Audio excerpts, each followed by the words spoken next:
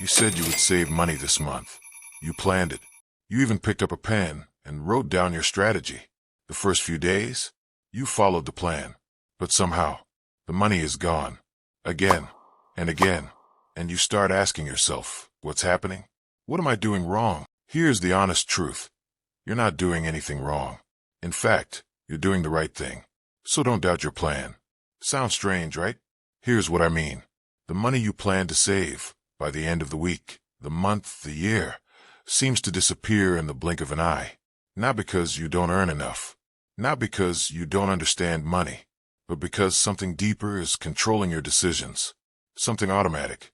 Something emotional. Something ancient. You don't have a money problem. You have a brain problem. Let's be honest. Most people already know what to do with money. Spend less. Save more. Avoid unnecessary things. Invest wisely. Simple. But simple doesn't mean easy. Because if knowledge was enough, nobody would be broke. So what's really the issue? Why do people repeat the same financial mistakes over and over again? The answer is one uncomfortable truth. Your brain was not designed for financial discipline. Your brain was built for survival, not money. Thousands of years ago, there was no money, no bank account, no savings, no investments. There was only survival. If food was available, you ate it immediately. You didn't save it for later, because later was uncertain. Your brain evolved in that environment, and that same brain is now trying to manage money. That's the mismatch. Your brain values one thing above everything else: immediate reward. If something feels good right now, your brain chases it. Buying new clothes? Feels good. Ordering food? Feels good. Upgrading your phone? Feels good. Saving money? Feels like loss. Because your brain reads it as, I have money, but I'm not using it. That feels unnatural. Let me give you a real-world example. Many professional athletes go broke after retirement, not because they didn't earn enough, but because they couldn't manage what they had. A well-known case is Mike Tyson. At his peak, he earned over $300 million, yet he still went bankrupt. Why? Not lack of money, but behavior, impulse spending, poor decisions, emotional choices. I'm not bringing this up to shame anyone, only to illustrate a point. When your brain gets used to rewards, it keeps chasing more, and more, and more. That's how abundance becomes a trap. Dopamine, the spending trigger. Every time you spend money, your brain releases a chemical called dopamine. It's the chemical responsible for that "this feels good" moment, the rush of instant reward. Now picture this.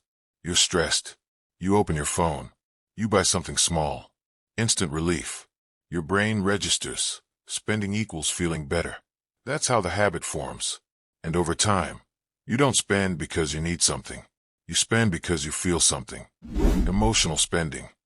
Here's what most people miss. Money decisions are rarely logical.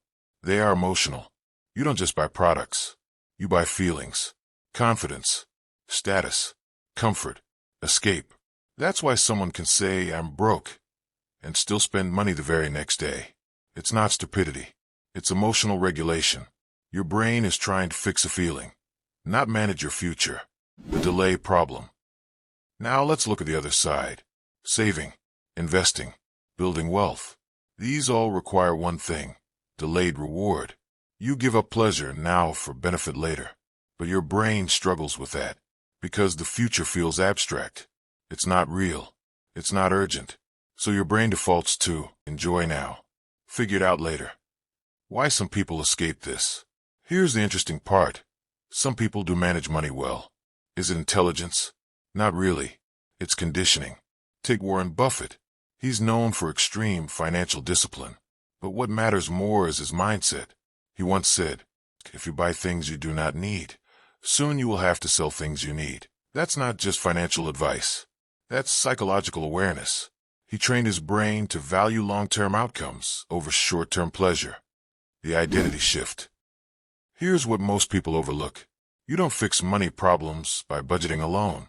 You fix them by changing your identity. If you see yourself as, I'm bad with money, your behavior follows that story. But if you shift to, I am someone who manages money wisely, your decisions begin to change. Because identity drives behavior, not the other way around. The environment effect. Look around you. Your environment is literally designed to make you spend. Ads, discounts, notifications, flash sales. Everything is engineered to trigger your brain, and your brain was not built to resist constant temptation. So what happens? You think you lack discipline, but the truth is, you're surrounded by systems specifically designed to break it. The hidden cycle. Here's the loop most people are trapped in. 1. Earn money. 2. Feel good. 3. Spend impulsively. 4. Feel temporary relief. 5. Feel regret. 6. Promise to change. 7. Repeat. This is not a financial loop. It's a psychological loop. And until you address the behavior, the outcome will not change. How to break the pattern.